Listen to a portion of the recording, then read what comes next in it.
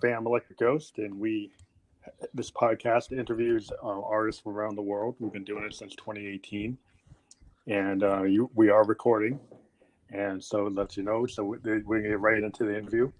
But we love to talk to all types of artists, artists that are just starting in their career or artists that are established. And you are a Bosnian music producer, and you're in Austria right now, right? Yeah.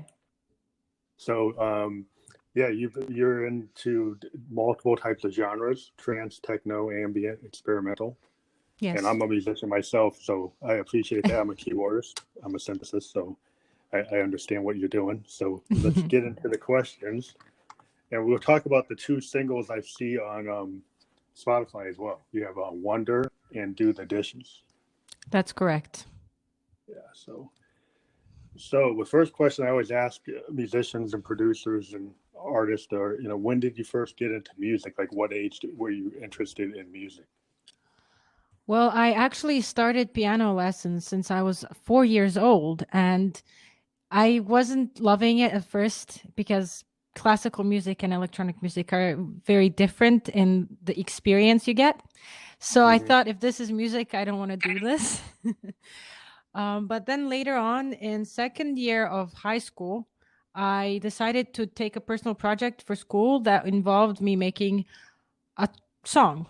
And that's, I think, the first real song that I made. But that one is, when you're a young kid and you try and make something, you're at the age of 14, 15, it's not going to sound the best. Yeah. Like, I remember I had basement bands, I was trying to, I grew up in the 70s. So I was, I was the first generation to see like MTV. Oh, yeah. And as soon as MTV showed up, we're like, wow. Everybody started trying to make a band, right? Everybody ran, go get a Casio, go get a drum set, go get a guitar, get a bass, and try to be Duran Duran, or try to be New Order or Joy Division. And I got right into that because the electronic music at that time was like bands like The Cure and Joy Division, New Order, and it was the synth pop bands, new wave bands. And we're like, that was like a big inspiration because it was kind of post-punk. And you're like, wow, maybe that's possible. Maybe I could do that. It wasn't like Led Zeppelin or Jimi Hendrix or like the Doors, like the guys who were like so they're like classical musicians. I mean, they were just really professional. And you're like, the whole new wave post-punk era was like, oh, anybody can try to do that if they have like honesty or feeling, and get into it. So I agree. How I got kind of inspired to do it. But So you discovered that you wanted to write songs. Did you continue to like craft your songs after that first like experiment?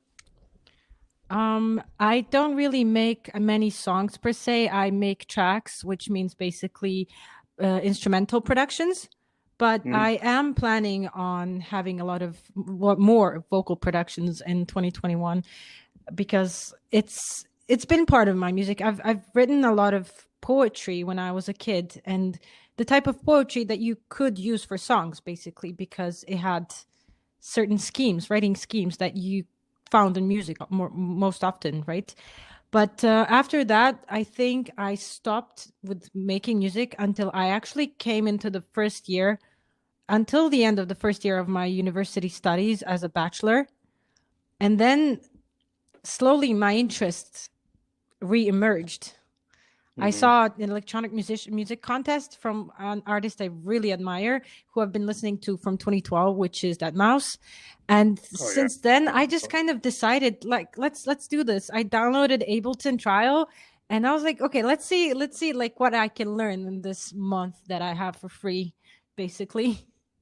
So when you're in, like, you kind of jump to a couple questions ahead. You mentioned Ableton. It's a DAW, digital audio workstation. So do you just primarily work on the laptop on the grid, or do you connect a MIDI keyboard because you were a piano player? Do you actually use a MIDI keyboard to kind of work on it, or do you just do it all on the grid? When I just started, I did not have any equipment except my laptop. So I was bashing everything out on my keyboard, which is really, really hard. And it takes more time, obviously. But then, with time, actually, I got some cool equipment. So now I play with a keyboard. That's all the MIDI that I have, but like everything else that I've invested in is like the audio equipment for recording and headphones, really good headphones, as well as speakers. Mm-hmm.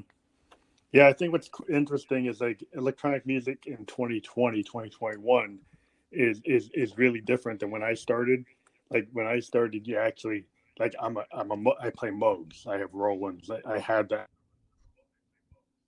because Oh yeah. you couldn't they didn't have DAWs, so you use like a Tascam Fostex 4 tracker, and then you track your DX7 or you track your Moog, and it's I've kind of been like I still like to do it that way just because I have like a relationship with my instrument.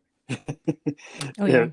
But electronic music has kind of opened up where people that are not musicians, never played an instrument, aren't piano players, can become producers. Yeah. And so I'm wondering how much of your piano playing do you really use as a producer, or do you like opened up to new ideas?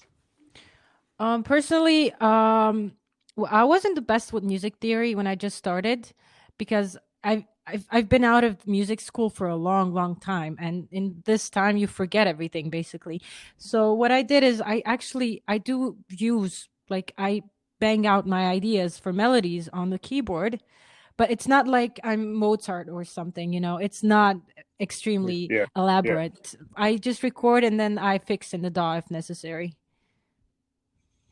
Well, I think it's interesting because there are people that use like alternative input, like people who never learned keyboard. They'll use like a grid, like Yeah. like a Ableton Push, or they'll use a Novation, or they use an MPC, and so it opens up to people who weren't trained as musicians. When you have those like alternative input mechanisms that are grids, that are like a bunch of just pads, then people are able to come up with patterns in a way like a drummer, like drumming on Yeah. pads or playing chord arrangements on pads. And it's different than if you do it on a keyboard or even a guitar, because you can do things that you're not technically capable of doing on a piano when you have that kind of grid. And so you find that you can actually create music forms that are a little bit more complicated or different than what you can initially physically do on a keyboard. I agree that you can do that, but in my honest opinion, I try and not do something that is not possible to just play out with your hands, because I think it feels more authentic, more natural if I play chords that make sense and progressions with as many keys as it makes sense to play with one set of hands, and sometimes maybe like two, because even in concerts, in classical concerts, you will have sometimes people who play two people on the same piano, right? Yeah. I mean, it's kind of like when you look at a guy like Keith Emerson, and he had a big stack of keyboards. Yeah. Multiple keyboards as a synth player, you're able to do things because you've got multiple boards. So you could be in different positions that you physically couldn't be on the same board. But yeah, I agree. As a keyboard player, I like to write songs that I can actually play. Yeah. Like you said, if I produce a song, I don't want to make it so that if I go play live in New York, I can't actually reproduce it. Yeah. Because you want to be able to reproduce what you write. I mean, in some cases you have backing tracks that you can't reproduce. You've got to run them on your sequencer.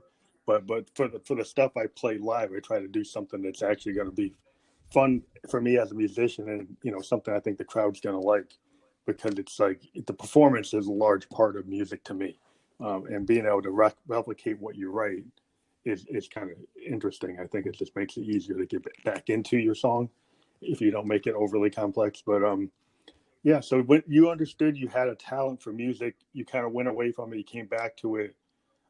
What made you go into electronic music versus other types of forms?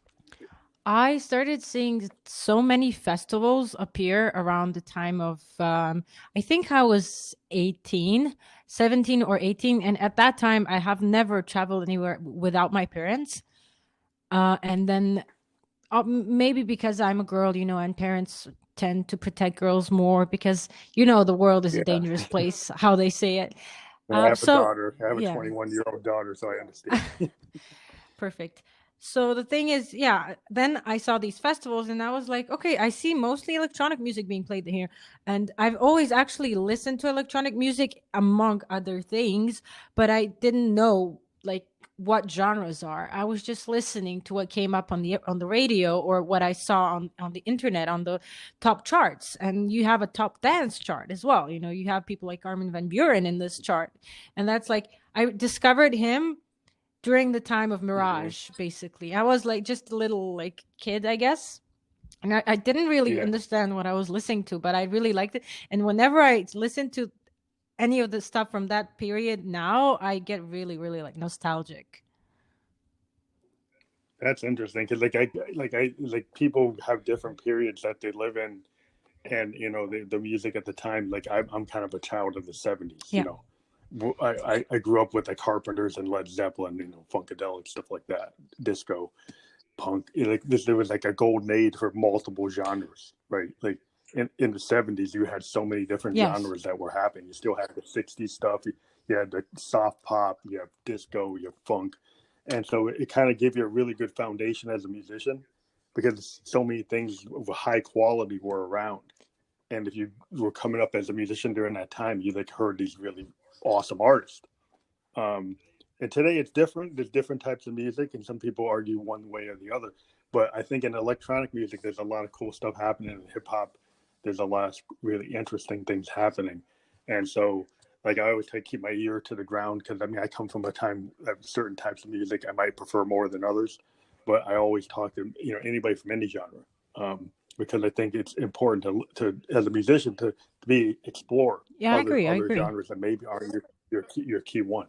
So it's interesting that you kind of, the electronic music is a big part of what I do, because I'm into like the original hardware, and I'm getting into sampling, granular synthesis, and other types of stuff that are happening today.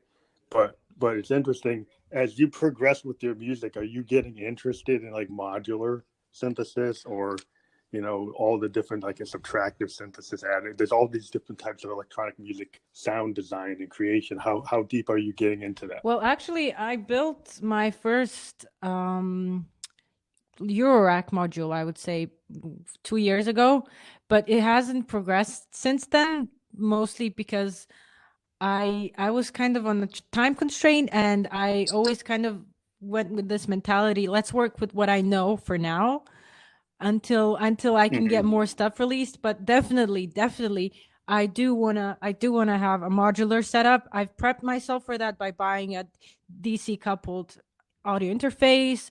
Everything that I have is kind of like already prepped for something modular to just come in. Sure. But right now I'm playing with the VC rack, which is you know, software modular synth basically, and as well as pure data, which again you can program modular, just like with the modular, it's much more complicated, but you can get a similar result. And that's one of the things we're actually studying in university right now in my master's degree. That's interesting, because I kind of grew up with, like, you know, subtractive synthesis. I have like mini modes. I have like Rolands. And so the whole idea on some of these old analog synths, they don't have patch memory. So you had to build the waveform, go through the envelopes, use the filters, do the ADSR, you know, do that, use the LFOs to trigger things. And it just kind of growing up doing that and being involved in that, it seems interesting. People kind of coming back to it. There's a lot of people I've seen that are like DAW, totally into DAW, you know, Logic, and then suddenly they get a Eurorack and they get the CV converters to MIDI, and they're actually pulling analog signals, and they're doing analog waveforms, and they're learning about subtractive and additive synthesis, you know, granular synthesis and all this stuff. And it's really, because if you look at a guy like Deadmau5, it's like a lot of what he does is all Eurorack analog stuff. It gets converted into his DAW, but he does the sound design on the old type of and a lot of people might not realize that, but if they actually look at what he does, it's like, wow, like a Keith Emerson, you know, or Stevie Wonder. He's in that sound design, like, you know, Genesis or Yes, you know, those are the bands I came from. And all that was like all sound design, you know? Exactly. But, it's interesting. They're very deep, because I think what's cool about sound design as part of music writing is you build your own pad or patch. Then it's like unique to what you did, right? And nobody else has it. And it gives you like a type of sound, whether you do that in a DAW to do that, but if you don't just use presets, I think it gives you a lot of more, makes your sound your own. It does. It You does. know, that's a lot of, yeah. So do you feel that do you spend a lot of time on sound design, or do you like to just pull clips and pull things that that already are there and maybe tweak it?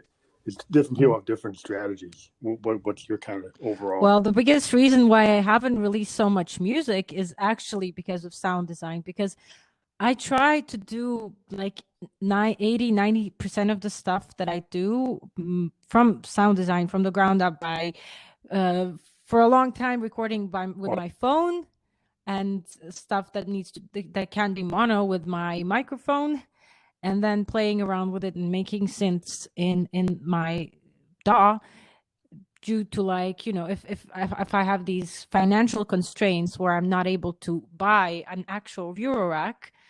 Yeah, However, if I had more knowledge, technical knowledge, I could actually replicate for much cheaper prices. I could replicate some famous Eurorack modules for the fraction of the price, and that's the goal, basically. But yeah, I do spend a lot of time on sound design because I have specific sounds in my head, and I just want them to be heard. that's interesting because I've seen it like in like your song "Do the Dishes" that you're using samples, like a sampled voice. Yeah, that is my Pink voice. Floyd Yeah. was like really. That's your voice. So you sampled yourself and then put it into the track, or did you just do a track like as a layer? Everything is sampled, and that one was done on my phone, basically. Mm-hmm. And then you just applied it. Did you actually use like a sampler to Yeah, to kind of pitch it clip down. it and alter, pitch it down? Yeah, because I mean I love samplers. I mean I've been using samplers since the like early Casio samplers from the 80s, and then now I have like Eurorack. I make noise, a thing called a morphogene. And what's cool about the morphogene? It's a Eurorack sampler, but it doesn't have digital outputs. It's all visual. It just uses Oh, color wow. to tell you what's what, and it's all physical like a Moog. It's just got dials on it, and all the LEDs are just color, and the colors mean different things, and kind of what you hear is what you get. So you kind of play with the clip, you morph it with the dials, and you can't physically see it on a grid. You have to kind of feel it, and I'm kind of a kind of guy that I like to use synths that have that kind of feel, like what you turn the knob and then you hear it and then that's it. I don't visually get a screen. I do it based on what it sounds like. Um, and it's harder to do, but I find it's actually very satisfying when you do that because you're kind of going for the sound. You're actually really listening and not looking at as many visual cues. You're kind of just trying to find that sound, which is a different way of doing it. And it maybe a lot of people today would find it's harder than visually trying to see it on the grid. But yeah, I just find it satisfying. But it's interesting what you can do today. Yeah, that's a very different and interesting approach. However, I'm primarily a visual type, so I get lost if my EQ doesn't have visual outputs, for example. Yeah, it's just the kind of coming from the old synthesizers didn't Yeah. have it, and so if you kind of come up on a mini mode, there's no readout. You have to kind of feel it, and so growing up with that, even like a Hammond organ, it's all based on the drawbars where the positions are.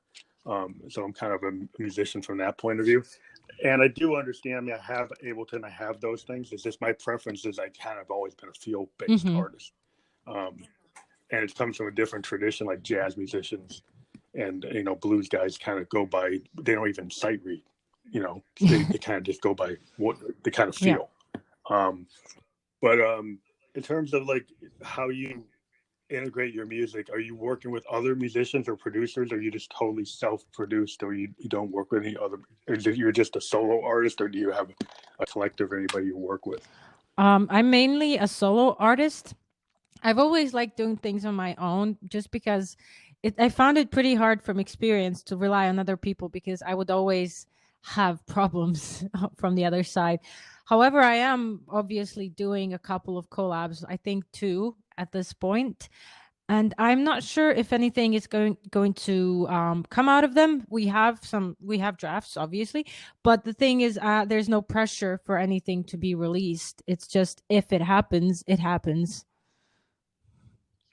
So you're not like, I was wondering, some artists like you are solo artists, but when they go to perform, they have like like other people on stage with them. But as an electronic musician, we can kind of just go out there with a CDJ and just do it go out with alone. a grid bass, do it alone. So if you perform live, I don't know if you perform live, what's your like plan? Are you going to be just like a DJ and have your equipment and just kind of run as a solo producer, or would you actually integrate other live performance for like, other vocalists or DJs or rappers, or like what's your kind of plan for that? So my plan is most of the time to perform alone, and I would prefer being a live act over a DJ because I do have a little setup that I can just use for everything that I need. So I would kind of combine mostly like playing the keyboard and sometimes mixing, since because of my technical limitations, technology limitations. But I would like to have some special types of shows where I bring an orchestra with me. Oh, awesome. Yeah, that I think it's really interesting when you get electronic musicians that'll bring like, like people with horn sections, or bring in like a guitar player or a real live I mean, the drummer. peak of And the and peak of then this experience is like Dead Mouse with Hans Zimmer, basically. yeah, that's like the best of all worlds. And he's got his all his gear, and then you got like a producer like that is like, bringing that kind of, it's like working with Brian Yeah. Eno. Like Brian Eno for me, it's like, with Bowie, when he worked with Bowie, it's just the way he approached the studio, is like going on the chalkboard and saying, hey, why don't you take this chord? He's telling Robert Fripp, he goes on a chalkboard and say, well, take this chord and mix this chord. And he just went on a chalkboard and said, do that. And it's like looking at it and said, well, that doesn't really work. He said, well, I think you could. And then it's like people being willing to like expand. I think one reason I like to work with other people is it forces you to get outside of your comfort zone. Yeah. Like as a musician, you get a certain level where you feel like, I got a handle on this, and then you want to break it. It's like, now I want to do something I'm not really comfortable with, just to kind of push myself. Yeah. But do you find that you like to do that, or you like to kind of refine where you are before you try to challenge yourself? I feel like I first need to refine myself, but I definitely do want to have different types of experiences, come up with different shows that include different types of musicians or people playing, my friends playing with me or anything. Back to backs are always a thing. Mm-hmm. Well, I see that you talk about like audio visual synaesthesia, and I've used the idea of synaesthesia a lot. I actually wrote a whole collection of poetry back in the 90s called synaesthesia. So, and I've always played with a lot of visual stuff in my music that kind of implies synaesthesia. But what I'm wondering, like, are you working on like videos to go with your music that do this kind of audio visual experience, or like film, or is that your goal to actually integrate more visuals into your music? Yeah, my goal is to show people how music looks like, basically, which is, it's difficult to understand for a non-synesthete that music, like stuff that we see in festivals, or like the lights and the visuals that are playing with music, they don't, most of the time they don't explain, let's say, quote unquote, explain or describe the song being played, or the melodies, or the textures. And I've read studies that even non-synesthetic people tend to prefer synesthetic art because it makes more sense and it's more aesthetically pleasing. And I thought this was a great opportunity to delve deeper into ways of perceiving things, multisensory. And like I want to, So it's like, because some people actually can like visualize yes, sound, with just I can. synesthesia. I am a They'll see the synesthete, color. so Yeah.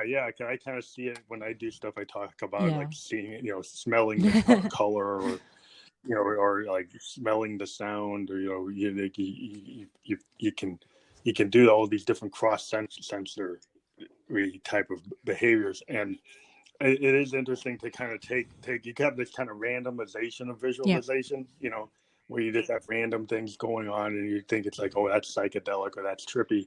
But it's more interesting if you actually try to find the theme in your music and find something that coordinates with it or pulls another sense into a different aspect of it. I think that's really cool. I mean, I'm a big fan of what Warhol used to do with the Velvet Underground, and it was this kind of thing where he was trying to connect, and it was maybe abstract, but in some ways it was connected. And I've been very interested in that type of thing. And even Bowie's approach with like the idea of Ziggy Stardust as creating a character and taking theater into music and actually becoming something else and actually having a theme to what you do. Like Lady Gaga does that, Bowie did that, you know, Queen kind of had that kind of feel that you carry this other self onto the stage and you have the visuals that go with that. To me, gives a better experience than if you're just sitting there in your blue jeans just playing your guitar, which is not bad, but that's more like, oh, I'm an authentic singer-songwriter. But then like sometimes you want to come out there and do something other than something yourself. Extra, you know. And it's kind of like the idea of performance is like you do it like a play, you do it like a happening, you know. So that if you thought of like rock opera is like a big thing for me. I was a big fan of like Genesis and The Lamb Lies Down on Broadway. You know, the way Peter Gabriel carried that off, it was like all these visual cues and strange costumes, and he had all these themes. I'm a big fan of that kind of like rock opera, the stuff that like he did the stuff that like Pete Townsend did with Tommy and Quadrophenia. So is it more theme oriented, like to tell a story, or is it more to feel like the synaesthesia for the moment? Or is it theme based? It's actually a combination of both, in the sense that like the songs or the tracks that I'm making in this context are telling a story on their own. So then I just, you know, mark down the visuals that I have for these specific tracks. And I'm actually at the beginning stage of a big project that I said I'm planning on finishing until the mid 2022. And because I'm working with an animation studio and it's going to take a long time to make something, especially with limited staff and limited funding. We're planning on crowdfunding campaigns and everything, but it's going to take a long time. So for this one, that would be the mix of you know, storytelling and just these visuals that would appear as I listen to the song or as I imagine it in my head playing through. Well, I love Radiohead's like animated videos in their claymation videos, and even like the work that Peter Gabriel did with like claymation, with a lot of his like Sledgehammers, like the famous one, but he did a bunch of other ones. And it's just really, even Frank Zappa has all these like claymation early visualizations for the Mothers of Invention. Like there's actually a lot of interesting like pre-MTV videos that Frank Zappa used to do, and not a lot of people are aware of them, but they're super interesting, and they're very artistic and kind of out there. And I've always been a big fan of like artists that try to do that extra. You know, they kind of bring other art forms in to not just pure playing an instrument and trying to be like an Eric Clapton or something, but actually trying to do a full performance. So it's like, you know, so it seems like you're working toward that. So I'm really excited what you're going to have in 2022. Because that's kind of like, I've been a big fan of that. Most of my career is I like to follow bands that have that kind of theme to their music. Well, yeah, I agree. It's a very interesting thing, and I also follow a lot of artists who do this kind of stuff instead of just DJing and similar. Yeah, because I find sometimes within certain electronic forms of music, you can kind of get stuck into like, oh, you have to do the drop, or you have to have this type of beat to be EDM or to be trance or to be psytrance. And I'm kind of like an old school electronic where I'm in this broad category, and I created like my own genre called expansive sound, right? Which means I can go anywhere. Yeah.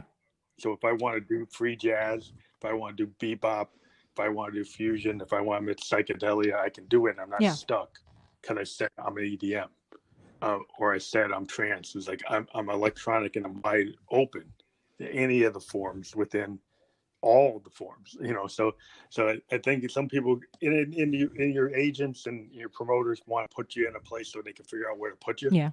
But sometimes it's good to kind of keep it as open. I see you say you're multiple genre, Yeah. which, so it puts you in that kind of expansive kind of category where you could go anywhere you want to go, which I find that's more satisfying. Especially with experimental music, because experimental is anything that doesn't belong in popular genres. Yeah, because I think like some people like think of an electronic musician, like I go to New York and I say I'm an electronic musician, and they think I'm a DJ. And, and not that DJs aren't cool, but I'm not a DJ. I'm an actual performer. Keyboardist. Yeah, a performer. I'm a synthesis, and that's not the same as a DJ. And some people just they hear electronic music and they make assumptions. Yeah, it's a DJ. Here today, people say, "Oh, you actually need to tune up. You actually need to set up." Yeah, I got to set up my Rolands. I got to sound check just like a rock band. Yeah, and they don't get it. Like, well, can't you just bring your SD card? Like, no, that's not what it is. But yeah. So I think it's cool to have a wider vision. They say, well, I just don't want to CDJ. I don't want to just phone it in. I want to actually perform it on the pads, or I want to play a MIDI keyboard. I want to integrate. I want to sing on stage. More and more hip hop bands. They're not just like tracking. They're actually got drummers. They got horn sections. They've got guitars. They've got whole, they come out and it's like, wow, that's a full band now. You know, when I first started, they were just on a vinyl, DJ. And now a lot of rock bands, the hip hop bands in New York, they're doing ska, they're doing rock, they're doing punk, and it's wide open.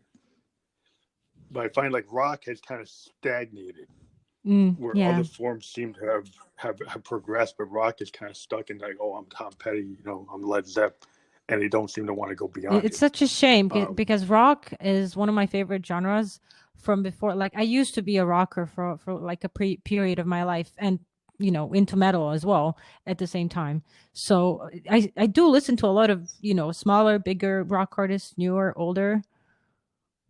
Yeah, I tend to listen to the new guys and the old guys, like the underground rock bands. They kind of channel bands I like, so there's a band channeling Pink Floyd, but they don't sound like Floyd. They're actually in that kind of zone. Or there's somebody channeling like the others that I mentioned, or Grateful Dead, or the Almonds or something. I'm like, wow, that's a real jam band. Oh yeah. And they're actually playing it. And I'm like, can I love to see like a band with like 2 guitar players and like a slide and 2 drummers, and they're like, wow, can they really perform? And I'm a big fan of like that kind of 70s performance that you got at bands like the Grateful Dead, Jefferson Airplane, stuff, bands like that. They actually would get out there and really just reinvent their songs like every night. And I always thought that was cool to see a rock band that actually didn't play it like the Eagles, like every night, play Hotel California the same way, but actually go out and play the songs differently. And then to see them, and it was actually worth seeing them 2 nights in a row because they didn't do it the same. Exactly. Yeah. I find that that's really cool. I mean, DJs do that, and that's kind of cool. In some clubs, they remix things. They don't do it the same way.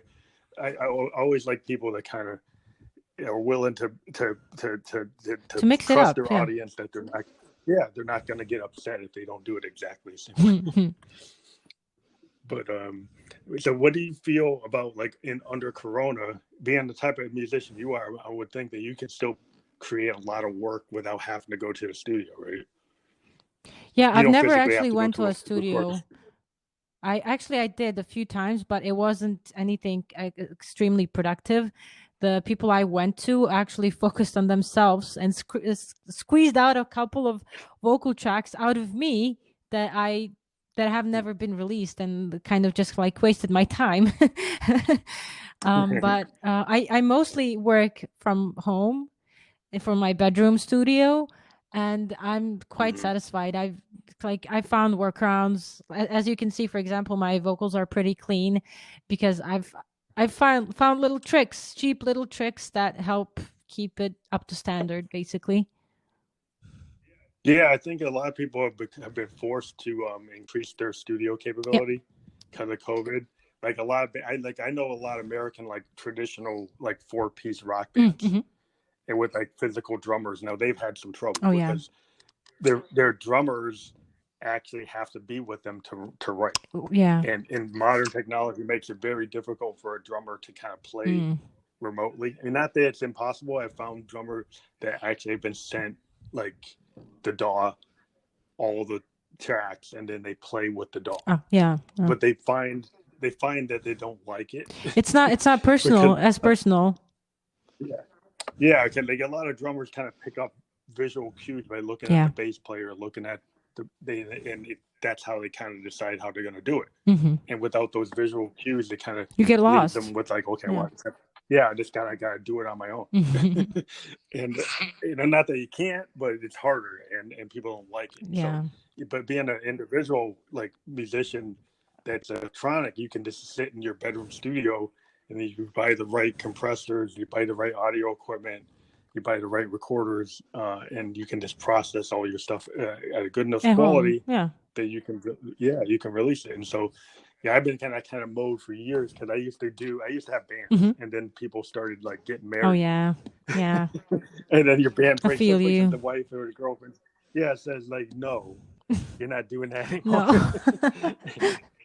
And so then it's like, okay, well, I gotta keep on doing it myself. And then you just build up like the capability to do it yourself. And I think in this time I have collaborated a lot, where I'll work with like poets and spoken word people and other musicians. And, we just kind of exchange files or do a Skype, and we'll talk about a track and then send it back and go. And we found ways to work. I think more and more people are finding ways to work. I think it's the necessity. But have you thought about, or you've been asked to do any kind of live streaming? Or are you interested in doing live streaming, or you're more like, I'd rather do a video than do a live stream? I think I'm actually not yet at the point where I can live stream, because I would prefer to play my own materials. And I am one of those people who believe that, you first have to build up your own material before you're going to, get out in the world and perform. Because these, like, the people who do the opposite are the type of people that I never liked. So I don't want to become one of those people. And maybe it's, it hurts in a way financially, but it really doesn't, because I have my other things going on for me. So I wasn't ever worried about the financial part, and I'm just waiting for the right moment, because patience is very, very important. And I do plan on doing some live streams myself. Obviously, I really want to get into live streaming, but I think I first need a substantial fan base, so that I can have a working Twitch, fan base, like a good Twitch fan base, so that I can, stream my tutorials for members only. I have a Patreon, and I will be sprucing that up one of these days, like in the next few days. Releasing a lot of sample packs from stuff I've recorded, because I think that's like the easiest way to get in there and make some income, right? And that's a good approach. There's a lot of guys like Luke Pop. I don't know if you've ever seen Luke Pop. He has all these really interesting reviews. These guys Patreon. He does patches for people. He'll send like books on how to do patches on a Moog or on whatever instrument he reviews. He'll actually provide like not sample packs, but like actual like sound packs of like how to design. Oh yeah, that's amazing.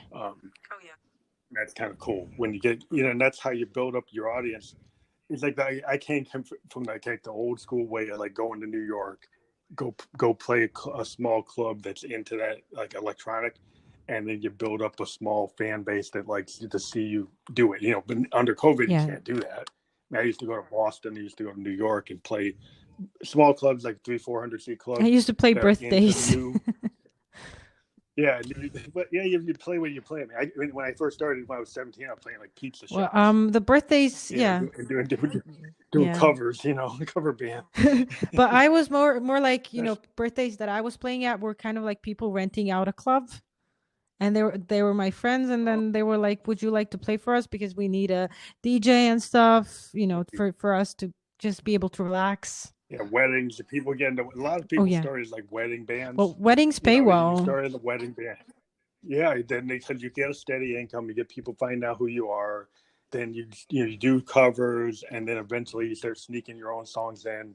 You start build up. That's like the old way that like your agents and stuff is like, well, build it up a fan base, go play the kind of chitlin circuit. You play the small clubs, you build up a base, you sell your tapes out the back of your trunk. You do that kind of stuff to kind of build the thing. And I did that for a while, and then I switched to like an all online. And I've been able to be, because of the podcast. The podcast became my kind of gigging thing, and it drives people into buying my other stuff. And so it influenced marketing and like sync licensing, because electronic musicians, we can like do songs on soundtracks, we can do like video games, we can do commercials, we can do all kinds of stuff. That's a big part of my career, basically, the video games and movies. That's kind of that's where you really make your money. And whether or not people into a ghost song, if I sell it for like 2 minutes for a scene, I can make more money than I make on Spotify all year. And so and maybe people don't know that it's the ghost, but it doesn't really matter because it helps me buy my next month. Paid for my rent that month, so it paid for the stuff I'm doing. So you just like a lot of musicians like, oh, I don't want to sell out, I can't be commercial. It's like, well, you've got to do what keeps you going, and if you love doing it, you find ways to get yourself supported. And I think commercialism is the one thing, doing a Pepsi ad or something. Yeah, that's what maybe that's going too far, but you do what you got to do to survive, especially in this environment. If you can't do the clubs, you have to figure out ways to do it. So that's cool. And I see that you do have a big plan that goes out to 2022. You're probably the only artist I've talked to that actually had a plan to go out that far this year. But that's cool that you actually have a long-term goal you want to do. And you also talked about like mental health is a large part of your driving factor. And I think a lot kind of maybe don't directly talk about that, but they use the music as a catharsis. I use my music to kind of solve problems, and I take the pain or experiences in my life to make art. Is that kind of where you're going with that? You want to help people and yourself? It's definitely a coping mechanism, but I also want to, like, for example, ambiental, like experimental music. I want to use it in conjunction with synaesthetic art to, contribute to people just reaching a more meditative state, playing around with different brain waves with binaural, alpha, beta, gamma, delta waves that impact, like prolonged exposure to these waves. It makes your brain synchronize with them, which brings you into the desired, energy level, neural energy level. And I'm exploring how, the relationship between serotonin release in the brain and events, outside traumas, as well as music, how music influences it. Because music is amazing in the sense that, for example, in one research that I read, it actually triggered memory of patients with Alzheimer's to start remembering their life and start remembering words that, like, just vocabulary that they lost due to the disease. Yeah, I've heard that, like, if you're a musician, that you can kind of stave off some of the destructive aspects of Alzheimer's, because playing music activates parts of your brain that actually can keep it healthy. And it's a different type of activity compared to other things we do as humans, that when you do music, or even when you listen to music, it affects your brain in such a way that it actually has healing properties. And if I'm a Buddhist and I chant, and when we chant, it lowers your blood pressure, that you're breathing, that you start getting like healing benefits from your chanting, just because it puts you in a mind state that actually is calming, and it's just, whether or not it's proven or not, but a lot of, people who do kind of, Buddhist type chanting behaviors and breathing exercises and stuff like that, we feel that we actually get a benefit. Same here. And I want to, hone in on this part of music, the healing part, because it can be brought out even more and made even better. And yeah, just if we can focus on it. That's a really good yeah. goal.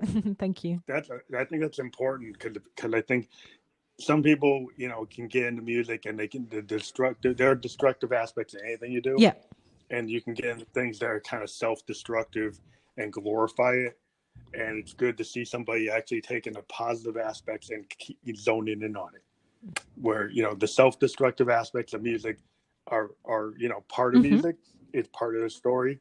But you don't want to glorify it to such that you get all the new musicians to want to emos and stuff. Harming themselves or harming their audience or doing negative behaviors that don't help you. Promoting a negative message and similar. Yeah. So, it's not helpful to do that. I mean, you can express emotion and feeling as part of it, but when it becomes like more destructive than helpful, then that's not as cool as it could be. But I mean, everything is interesting. I mean, you get into the stories, in history of musicians, the Kurt Cobain's, the Jimi Hendrix's, the Jim Morrison's, Janis Joplin. They use music to heal themselves, but at the end, they couldn't save themselves. Yeah, and this is a very important thing to change, because I used to make really kind of like sad music, let's describe it that way. But then right now, I explicitly make happy or positive music with maybe like a dash of melancholy, but which in the end comes down to something that's like beautiful and ecstatic and, Mm-hmm. Yeah, I think it's important to kind of not get caught up in like a lot of us as musicians, we can go to the dark places and we can turn it into art, but it's good to find the kind of happiness or the universal themes that are, they're enlightening. Like if you find some kind of universal theme that gets you into like celebrating the beauty of the universe, right? And so you do things that are like very ambient and uplifting in the movements, like in certain types of classical music, they can kind of make you feel really powerful, or they make you feel like, oh wow, that's inspiring. Yeah. So you inspire somebody to be motivated, to feel, get out of their depression, get up off the couch and actually want to be part of life. That's cool. Even if you get into stuff like funk music and soul music, it gets people to want to be happy and express themselves and dance and just get up and actually feel something and move to it. That's another thing. I like to use funk and fusion jazz to kind of get people moving and feeling. That's a cool thing because it makes you happy. Because if you play funk, most of the people are smiling. Yeah. You can't frown when the funk comes on. Exactly. Even if you're in a bad mood, you just can't do it. You got to step to it. So yeah, I think music is very important for people's mental health, and it's cool that you're addressing that. So going into 2021, what's your target for your? I think you got EPs and singles lined up. Do you have like a schedule? What's coming out in 2021 that people would be aware of? I'm not sure if I should mention specific names of tracks. I think it would be best to keep them as IDs because of the suspense, as well as me wanting to build up an audience and then make a grand reveal. But I have one incredibly, for me personally, emotional track coming. It's an instrumental track, but you can just feel what I felt back then. It was made after my last trip in February and before, the lockdown and everything, when I had such a hard time because I was left alone. I was stood up by friends, and this track is kind of the product of that. And then I have an EP coming for meditation that is going to have a lot of these binaural waves that I was talking about, that with prolonged exposure impact your brain energy, neural energy levels. Yeah. There's interesting because I binaural, when it comes to like some hardware, there's like a brand new synthesizer. It's one of the first ever to actually have a binaural like oscillator. Oh wow! There's like just a British synthesizer that's coming out, and it actually, most synthesizers, if you look at them, they don't have stereo or binaural oscillators. They're all mono. And at the end of the signal chain, it might switch to stereo. But this particular system is called the Super 6, and it actually has the oscillators of binaural. The thing is, stereo I think from the start of the signal path. I think when you say binaural, you mean like ambisonic. But when I say binaural, I just mean two sine waves that are of different frequencies, but they're very close in frequency to each other. So they produce this third wave in your brain, which is kind of like either the alpha, beta, gamma, or delta. But yes, also like when you mentioned binaural surround music, this is very impressive, the synth you're talking about. And it's also one of the things I'm experimenting with, that I started experimenting with this year. Gotcha. Yeah, because it's just when I was just taking it from a kind of a sound design perspective, but I understand what you're saying. But yeah, it's just the ability to do that is that you can have different waves coming from different oscillators in the stereo signal path. That because it comes from the oscillator first, it doesn't sound like any other synthesizer. It actually kind of fills the room with this kind of like, it almost sounds like a surround sound type of thing happening to you, because it comes from all these different angles. And you can have different approaches of all the LFOs triggering things from like behind you, in front of you, on the side of you, based on that stereo path, and how you kind of can rotate it like a Leslie speaker. If you ever heard of these old rotating Leslies, it's a modern take on being able to do that.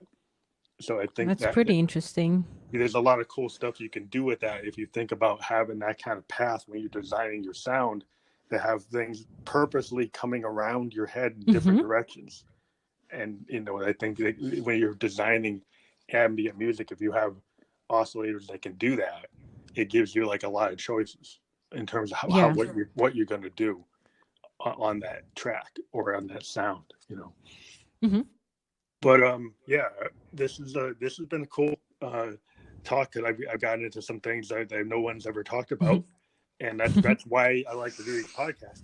Everybody approaches music from a different perspective, and so you've been able to hear your perspective on music, and I think it's interesting. I think everybody out there is going to want to listen to what you've said and dive into your music. We will provide the link to your DistroKid and to specifically Spotify, because we're actually part of Spotify, so we're gonna push that one too. Okay. But so yeah, we're happy that you're on, and once you have your other projects kind of ready to release, if you want to come back and talk to us, like just upon release of your EP or any other your big projects in 2021, let us know, even 2022. Okay. And we can come back and do another show. Thank you so much. It's been really fun talking to you. Well, have a great new year and be safe, because the world's kind of crazy right now. Yeah. But be as safe as you can be, and hope to talk to you next year. See you next year. Bye. Okay. Bye.